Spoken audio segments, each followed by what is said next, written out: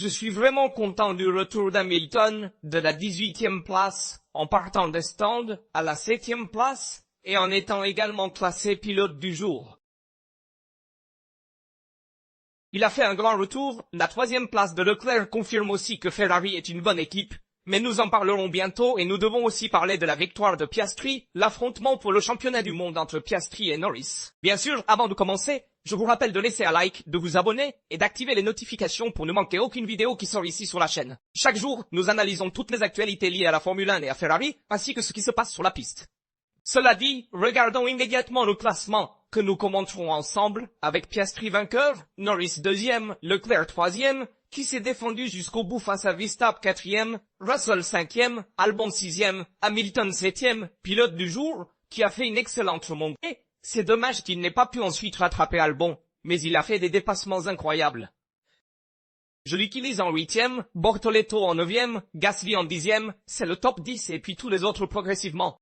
Notez les gars, l'écart final entre Piastri et Norris, 3 secondes et 4, 3 secondes et 4, est un écart qui est un peu trop important de mon point de vue. Avoir la même voiture, avoir Norris fait autant d'erreurs dans la course, montre que Piastri à ce moment est plus prêt à gagner le championnat du monde, à se battre là-haut. Norris fait trop d'erreurs depuis un moment, parfois elles sont masquées par des performances un peu plus décevantes que Piastri, mais les erreurs de Norris sont évidentes. Même aujourd'hui il est allé trop loin dans plusieurs virages, il a fait des erreurs à Coulomb, il a aussi fait des erreurs dans le premier virage à Sargent, à Source, et il a fait ses erreurs. Évidemment, le pit-stop compliqué, un peu plus lent, l'a également pénalisé, et puis, ils ont également choisi un pneu différent. Nous avons vu que Piastri a choisi le pneu moyen, tandis que Norris a choisi le pneu dur, avec Piastri qui s'est arrêté à juste titre en premier, car il menait la course, et puis Norris, qui s'est arrêté plus tard, a choisi un pneu différent, le dur, qui, cependant, dans cette course ici, le dur n'a pas bien fonctionné. En fait, si vous voyez, il était le seul à le choisir pour faire quelque chose de différent, mais le moyen était le pneu de course, également parce que les conditions de piste prévoyaient une piste très froide, avec des températures basses, car c'était une piste sèche, et donc, un pneu qui vous donne plus d'adhérence est meilleur. Vous pouvez l'utiliser davantage à votre avantage. Et je veux aussi, avant de commenter la situation d'Hamilton, et nous allons également regarder la rediffusion de certains des dépassements qu'il a effectués, je veux aussi commenter Leclerc, car Leclerc a terminé 3e, il a résisté à Verstappen jusqu'à la toute fin, et il a fait une excellente course à mon avis. En fait, Leclerc a tiré le meilleur parti de la voiture,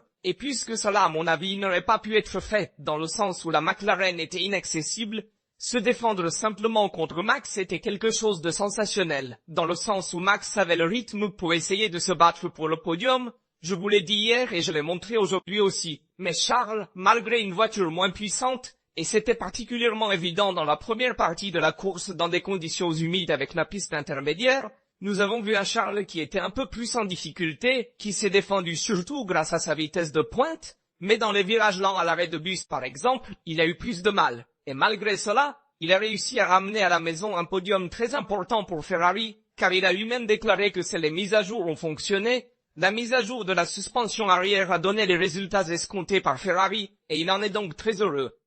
Je vous laisse également lire sa déclaration après la course.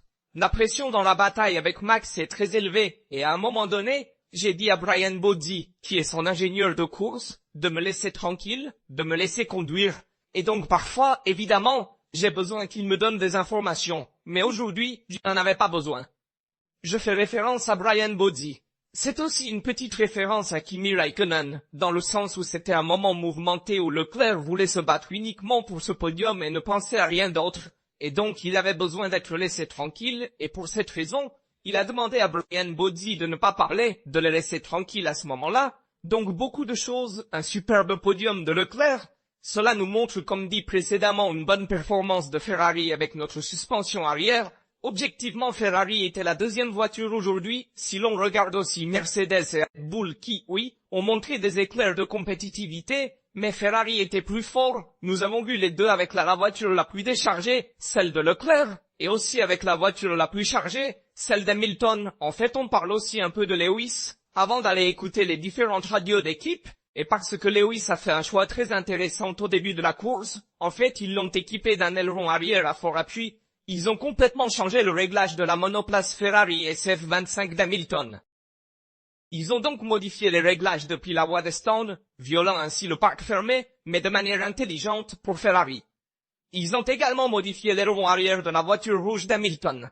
Hamilton a ainsi pu s'élancer depuis la voie des stands, mais avec une voiture réglée pour le mouillé, contrairement à Leclerc, qui, parti de la 3e place, ne pouvait évidemment pas modifier ses réglages.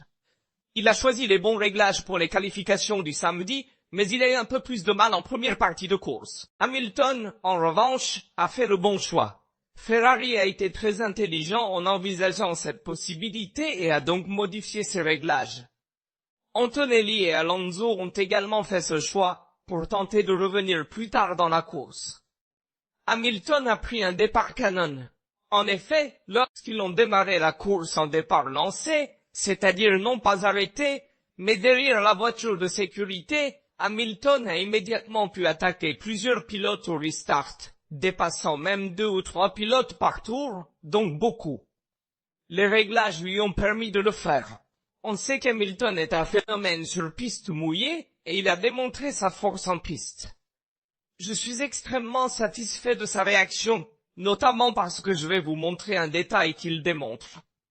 Si vous regardez les temps d'Hamilton, il a terminé 7e, et dans le dernier tour, dans le premier secteur du dernier tour, il a réalisé son meilleur secteur de course, ce qui signifie qu'il a attaqué jusqu'au bout pour tenter de rattraper Albon.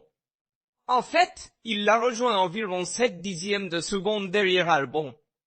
Hamilton a essayé jusqu'au bout de prendre cette 6e place, et cela nous montre que c'est un pilote qui n'abandonne jamais Lewis. Et c'est fondamental chez Ferrari, et très souvent sa compétitivité est un peu remise en question, car il arrive souvent qu'en qualification ils finissent derrière Leclerc, ou peut-être qu'en qualification ils peinent un peu plus avec cette voiture, mais en course il nous montre toujours qu'il est un phénomène. Surtout dans ces conditions il parvient à exceller. Il nous l'a montré aujourd'hui, donc grand Hamilton, son retour est génial. Je vais aussi vous montrer la partie initiale de la course ici avec une Aston Martin. Vous voyez une Williams à l'extérieur et ici l'Aston Martin au milieu, et avec un Hamilton ici qui étudie la situation. Nous voyons qu'il essayait de dépasser, mais il a ensuite fait plusieurs dépassements pendant la course aussi. Regardons aussi ce qu'il a fait sur Gasly, très bien. Et Lewis a fait une belle course de mon point de vue. Il a vraiment montré son potentiel, et c'était fondamental. Voici par exemple le dépassement qu'il a fait sur Gasly. Très bien parce qu'il l'a fait c'était dans un endroit où on ne dépasse pas habituellement.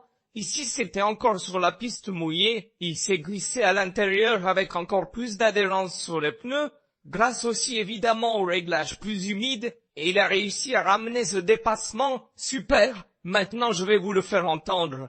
Il peut évidemment aussi vous montrer le vote du pilote du jour pour Hamilton, qui est parti 18e, a terminé 7e, et 38% des gens l'ont élu pilote du jour, à juste titre à mon avis, car il a fait une belle course, même si un autre pilote du jour est Piastri, et plus tard nous commenterons également le problème Papaya et le problème McLaren. Mais d'abord je vais aussi vous montrer une autre image ici de Hamilton, P18 position de départ et P arrivé en course 7e. Écoutons aussi les radios des équipes, à la fois de Leclerc et d'Hamilton, parce qu'elles étaient très intéressantes et elles nous montrent l'état actuel de Ferrari. Écoutons celle d'Hamilton et ensuite écoutons celle de Leclerc, écoutons celle de Leclerc, allons écouter Leclerc. C'est la radio de l'équipe d'Hamilton qui lui dit en gros, avant de faire quelques reprises, d'aller chercher plus de matériel même à l'extérieur de la piste, d'augmenter le poids de la voiture. Il a atteint la limite, même dans la voie des stands. En entrant dans les stands, il est passé au point mort. Justement parce qu'il était à court de carburant, et donc il doit évidemment rester dans les limites.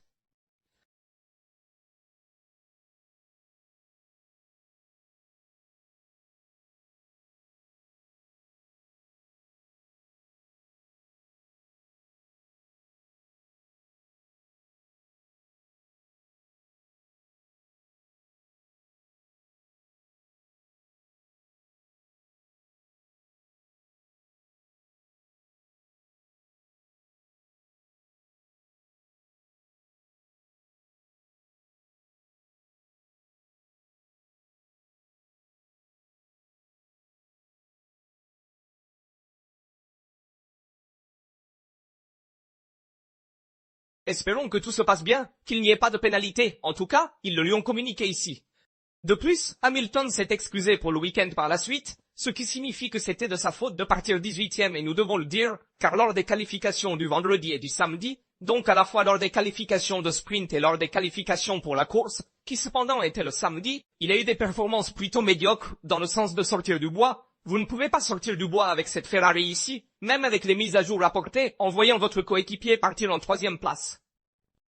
Donc là, il faut dire qu'Hamilton a fait une erreur et il l'a admis lui-même, mais ensuite en course, il a fait une belle course et c'était très important de donner cette réaction, ce signal à Ferrari qu'il est là quoi qu'il arrive. Même quand des situations négatives nous arrivent, il n'abandonne pas. Hamilton a tout donné jusqu'au bout, et c'était fondamental. Et je veux aussi faire venir l'équipe radio de Charles et aller écouter Brian Bozzi aussi.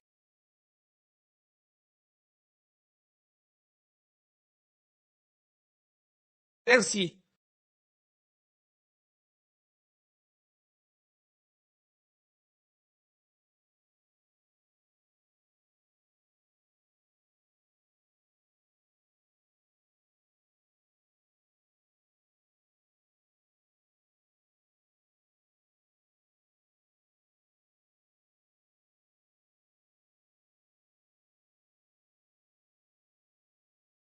Ensuite, nous avons vu que Russell et Leclerc sont très proches de Hamilton, un signe que la performance des 5 SFT est là, et Ferrari est toujours deuxième au classement des constructeurs, 516 points pour McLaren, 248 pour Ferrari, et à la troisième place, nous avons Mercedes à 220 points, donc une différence de 28 points pour le moment entre Ferrari et Mercedes, en faveur de Ferrari, donc la bataille pour la deuxième place au classement des constructeurs est toujours intense. Mais Ferrari a un peu augmenté l'écart avec Mercedes, et c'était important, aussi parce que dans le retour, Antonelli a encore beaucoup lutté aujourd'hui, il a terminé 16e en dehors de la zone de points, malgré un départ proche de Hamilton, tandis que Hamilton a réussi à terminer 7e, donc cela démontre, une fois de plus, le fait que Hamilton a fait une belle course aujourd'hui.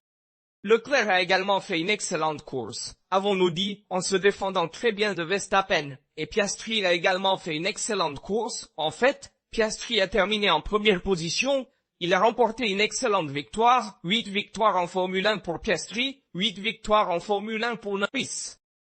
Considérons le fait que Norris court en Formule 1 depuis 2019, donc depuis beaucoup plus d'années que Piastri, qui court en Formule 1 depuis quelques années, pas beaucoup. Donc cela fait une grande différence, et c'est certainement aussi important à considérer du point de vue du championnat, car ces 8 victoires Piastri signifient beaucoup. Il les a obtenus récemment, jusqu'à l'année dernière, il était considéré, si vous voulez, comme le deuxième pilote de McLaren. Cette année au contraire, il est presque le premier pilote qui porte le spectacle, si vous voulez, et au lieu de cela, de l'autre côté, nous avons un Norris qui fait des erreurs, il a plus de difficultés. Nous avons dit les erreurs en piste, à la fois lorsqu'il récupérait à Puyon, et aussi à la source, également dans les stands. De nombreuses erreurs ont été commises. Le seul signe positif que Norris a eu était lors des qualifications d'hier, où il a pris la pole position. Pour le reste, même aujourd'hui, l'erreur au départ est une erreur inconcevable.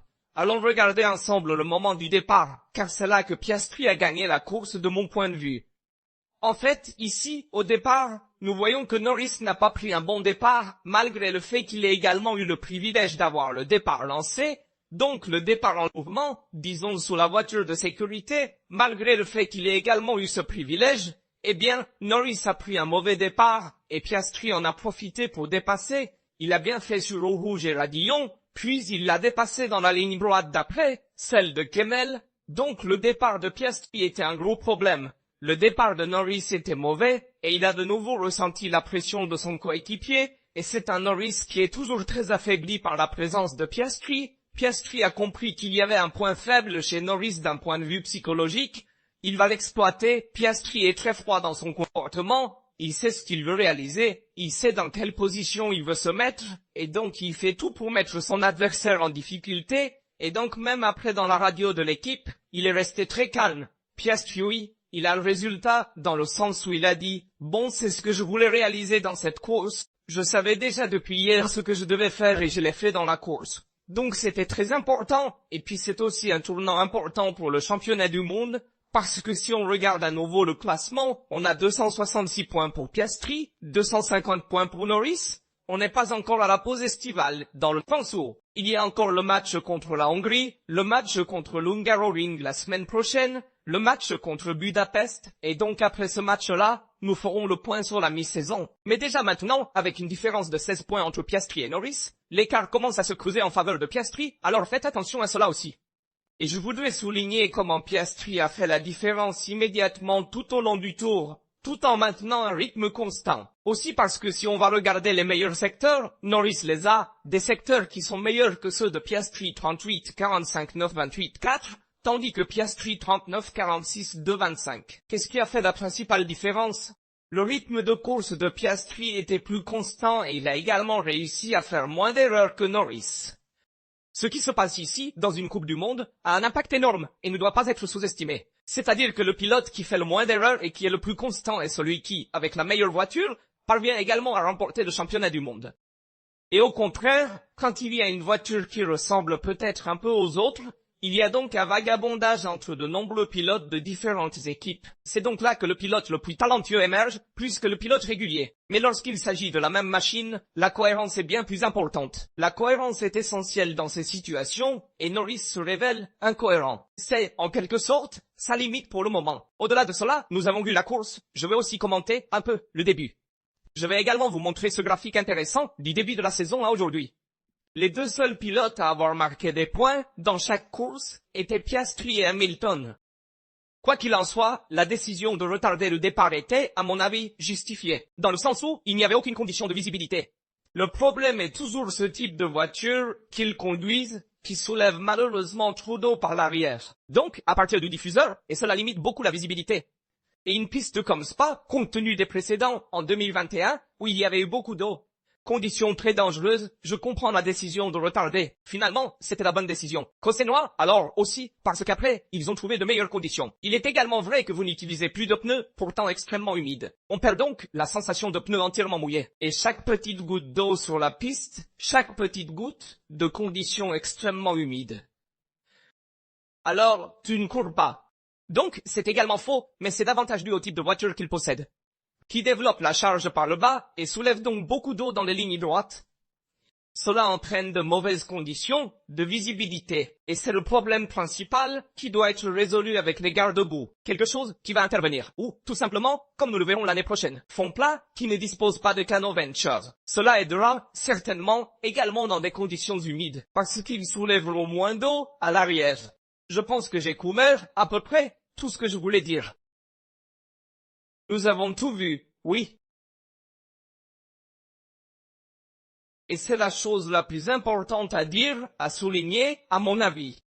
Le fait est que Ferrari a fait un excellent travail de toute façon. 3e, Leclerc, 7e, Hamilton. Quoi qu'il en soit, c'est une bonne performance de Ferrari. Il est vrai que Verstappen et Russell ont également très bien réussi. Mais la voiture rouge avait le rythme nécessaire pour conserver cette 3e place. Et c'était crucial. Il faudra évidemment aussi évaluer Ferrari à long terme sur le ring. Une piste plus technique, avec des courbes plus sinueuses, si vous le souhaitez. Il s'agit plutôt d'une piste cartographique également, parce que nous en verrons davantage là-bas. L'efficacité de la suspension arrière, du rouge, le nouveau. Cela dit, faites-moi savoir dans les commentaires comment vous avez vu cette course ici en Belgique. Comme toujours, n'oubliez pas d'aimer, de vous abonner et d'activer les notifications pour ne manquer aucune vidéo sur le thème de la Formule 1 ou de Ferrari. Cela sort ici, sur la chaîne. C'est tout pour l'instant, à bientôt dans la prochaine vidéo.